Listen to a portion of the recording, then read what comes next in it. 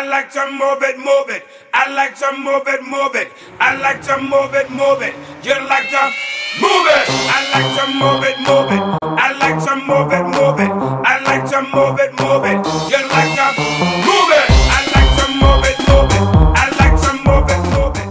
Para explicar a tendência dos corpos de permanecerem em repouso e que o atrito pode ser minimizado com a velocidade, nós vamos usar aquela mesinha ali e cheio de objetos, e Arthur vai correr com a bicicleta. O atrito vai ser reduzido e o objetivo é que o pano saia e que todas as coisas permaneçam no mesmo lugar que estão. O pano vai sair e as coisas vão permanecer no mesmo lugar.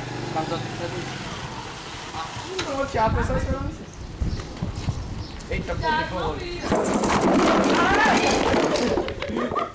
Deu quase certo. Vai, tá pronto, Thiago. Tá só esperando. Eita, Thiago, não vira.